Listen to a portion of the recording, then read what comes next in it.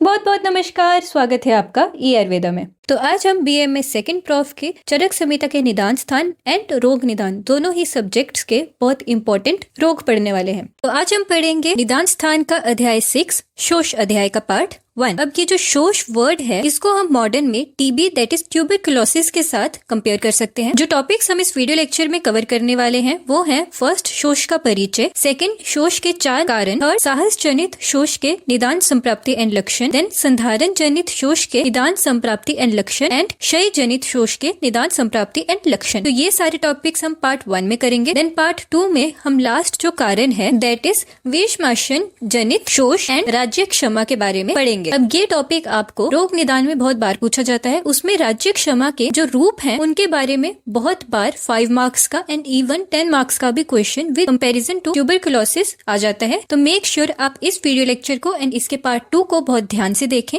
As it is very important. तो चलिए आज का वीडियो लेक्चर शुरू करते हैं। तो शोष का परिचय, तो इसकी निरुक्ति है शुष शोषने धातु प्लस अच प्रत्यय लगाकर शोष बनता है। ठीक है, तो इसके सिनोनिम्स 2 हैं, क्षय एंड राज्य क्षमा और यक्षमा। ठीक है, तो ये जो शोष वर्ड है इसका मतलब है रस आदि जो हमारी 7 धातुएं हैं उसका शोषण दैट इज उनका इमेसिएट हो जाना शोष रोग है। एंड क्षय, तो क्षय का मतलब है क्षीण करने वाला रोग जो है, जो हमारी बॉडी को बहुत दुबला पतला कर देता है वो है क्षय रोग और शोष रोग। एंड देन आता है यक्षमा और राज्य क्षमा, तो जिसके कारण रोगी द्वारा चिकित्सक की पूजा की जाती हो एज इसको बहुत ही इनक्योरेबल और बहुत मुश्किल रोग कहा गया है। इसीलिए जो रोगी है वो चिकित्सक की पूजा करता है, तो इसमें इसको यक्षमा वर्ड दिया गया है। एंड राज्य क्षमा जो वर्ड है उसका मतलब इसकी उत्पत्ति से होता है। तो ये जो रोग है वो सबसे पहले नक्षत्रों के राजा दैट इज हमारे जो स्टार्स है उनके राजा भगवान चंद्र को दैट इज मून को हुआ था, इसीलिए इसका नाम है राज्य क्षमा, जिसे हम रोगों का राजा भी कहते हैं। अब नेक्स्ट आते हैं शोष के 4 कारण। आचार्य चरक ने इसी को शोष का निदान भी कहा है। फर्स्ट है साहस दैट इज बहुत ज्यादा परिश्रम करना, देन आता है संधारण दैट इज वेगों को रोकना, देन है क्षय दैट इज बॉडी बहुत लीन हो जाना। अब इसमें मानसिक और शारीरिक दोनों आते हैं। एंड लास्ट है विषमाशन दैट इज विपरीत आहार खाना। अब इसको हमने ऐसे याद रखना है कि राज्य क्षमा के बाद जो बंदा है वो बहुत दुबला पतला लाइक स्केलेटन बन जाता है, तो इसकी ट्रिक है राज्य क्षमा से शव जैसा बन जाता है। राज्य क्षमा से शोष हो गया, राइट, से हो गया साहस एंड संधारण एंड शव से हो गया क्षय एंड विषमाशन। अब इसी कारण का एक बहुत इजी सा श्लोक है, इह खलु चत्वारि शोषस्य यत्नानि भवन्ति तद्यथा साहसम संधारणम क्षयो विषम आशनम इति चरक संहिता निदान स्थान 6/3। तो इसमें वही है, शोष के 4 कारण है दैट इज साहस, संधारण, क्षय एंड विषमाशन। अब हमने इंडिविजुअली हर एक कारण को पढ़ना है। फर्स्ट है साहस जन्य शोष निदान। अब इसमें वर्ड से ही हमें पता चल रहा है साहस होता है बहुत ज्यादा फिजिकल एक्टिविटी, तो जब हम बहुत एक्सट्रीम फिजिकल एक्टिविटी करते हैं तो शोष हो सकता है। तो पहला है दुर्बल होकर बहुत ही बलवान जो व्यक्ति है उसके साथ लड़ोगे, अत्यधिक बहुत ज्यादा भार उठाओगे, व्यायाम करोगे, बहुत ज्यादा बोलोगे, या फिर अपने से ज्यादा बड़े धनुष को चढ़ाने का ट्राई करोगे, या फिर बहुत दूर तक तैरोगे, या फिर बहुत दूर तक दौड़ोगे। देन बहुत ज्यादा शक्तिशाली व्यक्ति से उपटन या फिर तेल की मालिश करवाओगे, या फिर आघात होने पर क्या होता है बहुत ज्यादा फिजिकल एक्टिविटी होती है तो जिसकी वजह से शोष हो सकता है। अब इसकी संप्राप्ति है कि जब हम ये सारे निदान that is extreme physical activity करते हैं तो क्या होता है, उरशत होता है। अब हमें इसको कैसे याद रखना है, जब हम फिजिकल एक्टिविटी जैसे बहुत ज्यादा एक्सरसाइज करते हैं तो सबसे पहले हमें क्या दिखता है, हमारी सांस बहुत ज्यादा फूलती है, राइट। तो वहां पर हमारी सांस किससे रिलेटेड है, हमारे लंग्स से। तो लंग्स कहाँ पर है, हमारे चेस्ट दैट इज उरम में, तो इसीलिए उरशत होता है। उरम में वात का प्रवेश बहुत ज्यादा बढ़ जाता है, जिसकी वजह से वहां पर कफ और पित्त जो प्रेजेंट है वो दूषित हो जाते हैं और ऊपर नीचे तिरछे घूमने लगते हैं, जिसकी वजह से शोष हो जाता है। अब नेक्स्ट आता है साहस जनित शोष के लक्षण। अब हमने संप्राप्ति में देखा सबसे पहले हमारा जो वात है वो कुपित हो रहा है, देन बाकी के दोष एज राज्य क्षमा इज त्रिदोषज व्याधि। ओके, तो यहाँ पर जो बढ़ी हुई वायु है वो जिस जिस अवयव में जाएगी वहां पर अलग अलग लक्षण शो करेगी। तो हमें इसको ऑर्डर में याद रखना है। सबसे पहले हमारा शिर, तो शिर में करेगा शिर शूल। देन आते हैं हमारे बॉडी के जॉइंट्स, तो जॉइंट्स के रिलेटेड क्या है, जमाई दैट इज यॉर्निंग करवाएगा फेस में। देन पूरी बॉडी में पेन, अंगमर्द दैट एंड ज्वर। उसके बाद है हमारा कंठ दैट इज गला, यहाँ पर वो कंठ उद्वंस करवाएगा एंड स्वर भेद करवा देगा। उसके बाद नीचे आते हैं हमारे प्राण वह स्रोतस दैट इज हमारे रेस्पिरेटरी ट्रैक्स, राइट, तो वहां पर ये श्वास एंड प्रतिशय करवाएगा। एंड लास्ट हमारा आता है सबसे नीचे अमाशय, वहां पर ये उदर रोग एंड अरुचि करवाएगा। तो शिर, संधि, कंठ, प्राण वह स्रोतस एंड अमाशय। देन आगे क्या लक्षण बताए हैं, जब उरम में गाव हो जाता है। जैसे हमने आपको संप्राप्ति में ही बताया, उरशत होता है तब जो वायु है वो विषम गति दैट इज इधर उधर जाने लगती है, जिसकी वजह से निरंतर जो हमारा रोगी है उसको खांसी होती है, कास होता है, जिसकी वजह से जो उरद दैट इज हमारे चेस्ट रीजन में घाव है अंदर में वो बहुत ज्यादा इंक्रीज हो जाता है और रक्त युक्त कास होना शुरू हो जाती है। अब ट्यूबरकुलोसिस में हमें पता है ब्लड भी आता है, तो उसका रीजन क्या बताया है कि वायु बढ़ने की वजह से और कंटिन्यूअस खांसी की वजह से जो घाव बना है अंदर वो बढ़ जाता है, जिसकी वजह से ब्लड लॉस की वजह से हमारा रोगी दुर्बल हो जाता है और जो शरीर है वो एज ए रिजल्ट सूख जाता है एंड उसी को हम क्या कहते हैं, शोष और राजक्षम। तो साहस निषेध के लिए आचार्य चरक बहुत अच्छा श्लोक बताते हैं, साहसम वर्जेत कर्म रक्षण जीवितम आत्मनः। इसका मतलब है साहस वाले कर्मों को छोड़कर अपनी बॉडी की दैट इज जीवित आत्मा की रक्षा करनी चाहिए। जीवन की पुरुषस्त्विष्टम कर्मणः फलम श्रुते, मतलब जीवन रहेगा तभी पुरुष अपने कर्म करके अपनी मनमर्जी के फल पा सकता है, तो एक्स्ट्रा फिजिकल एक्टिविटी नहीं करनी। अब आता है हमारा सेकंड, संधारण जनित शोष के निदान। अब संधारण का मतलब है वेगों का धारण करना। अब इसमें निदान वही है मल मूत्र और अपान वायु के वेगों को रोकना। अब ये क्यों होता है, लज्जा भय और सामाजिक कारण से, लाइक आप पब्लिक प्लेस में हो, राजा स्वामी और गुरु चरणों के समीप होने से भी आप इन वेगों को रोकते हैं। सभ्य समाज और स्त्रियों के बीच बैठे रहने से भी नहीं करते और इसका रिजल्ट होता है वायु प्रकुपित होना। अब नेक्स्ट आएगा संधारण जनित शोष की संप्राप्ति। तो निदान दैट इज वेगों का धारण करने की वजह से एज ए सेड वायु प्रकुपित हो जाती है, जिसकी वजह से पित्त एंड कफ भी बढ़ जाएंगे एंड एज ए रिजल्ट ऊपर नीचे एंड तिरछे डायरेक्शन में मूव करने लगेंगे, जिसकी वजह से एज ए रिजल्ट शोष रोग हो। अब नेक्स्ट आता है इससे लक्षण क्या होते हैं। तो सबसे पहले वेग धारण में हम किसके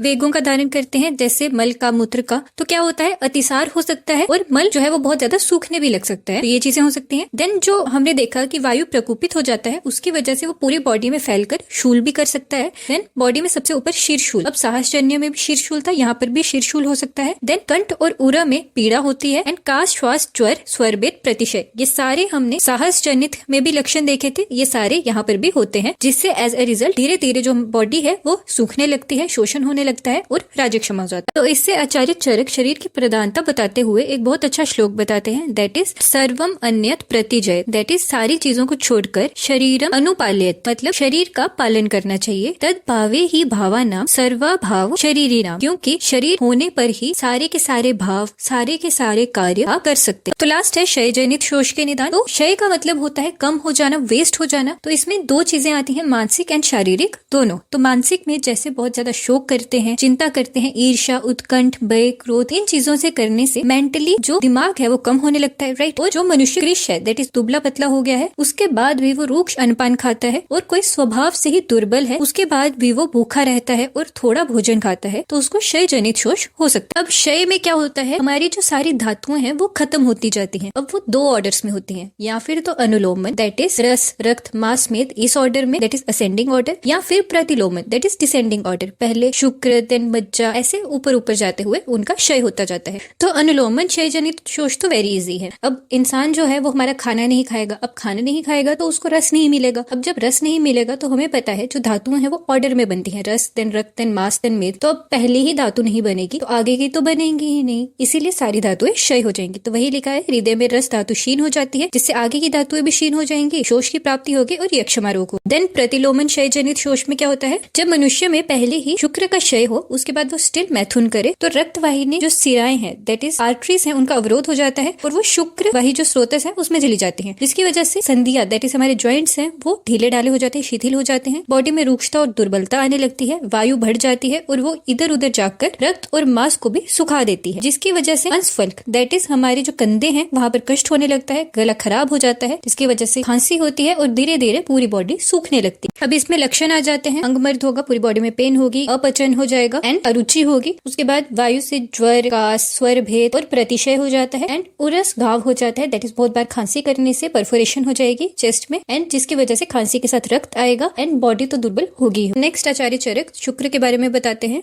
आहारस्य परम धाम शुक्रम तदृशय आत्मनः क्षयो रास्य बहुन रोगा मरणम व निश्चेति। इसका मतलब है आहार का जो परम धाम दैट इज सार है वो शुक्र है। एज रस रक्त मांस मेद के बाद लास्ट जो हमारा बनता है वो क्या बनता है, शुक्र बनता है और हमें उसको प्रिजर्व करके रखना चाहिए। एज उसकी हरास के बाद क्या होता है, बहुन रोग, बहुत ज्यादा रोग हो सकते हैं एंड इवन जो मरण है वो निश्चित होता है। अब हम जल्दी से इस पूरे वीडियो लेक्चर का रिकैप लेंगे। सबसे पहले हमने पढ़ा परिचय, शोष के साइनोनिम्स हैं क्षय, यक्षमा, राज्यक्षमा। इसके 4 कारण होते हैं जिसको हमने पढ़ा है। राज्यक्षमा से शव, से साहस संधारण, शव से शय एंड विषमाशन। उसके बाद साहसजन्य शोष निदान हमने पढ़े, बहुत एक्स्ट्रा फिजिकल एक्टिविटी करना।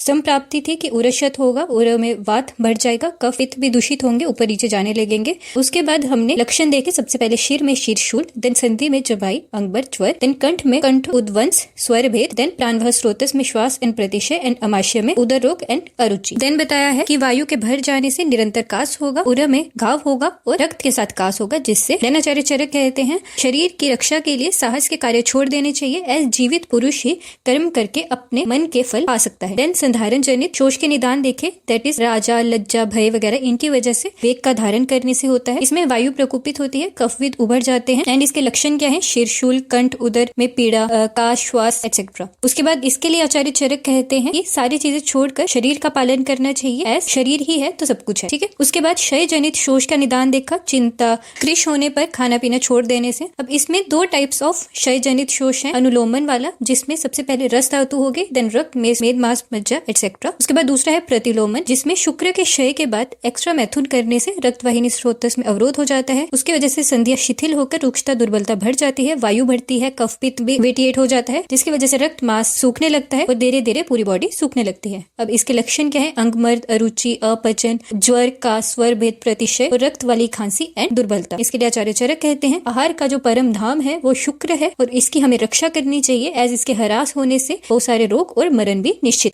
तो इसी के साथ खत्म होता है हमारा शोष अध्याय का पार्ट 1। होप सभी को सब कुछ समझ आ गया होगा। इसके ये 4 कारण बहुत इंपॉर्टेंट है, ये आपको हर एक जगह पूछे जा सकते हैं, इवन वाइवा में भी पूछे जा सकते हैं, तो मेक श्योर आप इन्हें अच्छे से याद करें। अब मिलते हैं हम नेक्स्ट वीडियो लेक्चर में, तब तक के लिए रोग समझते रहें एंड ड्रग्स लर्न करते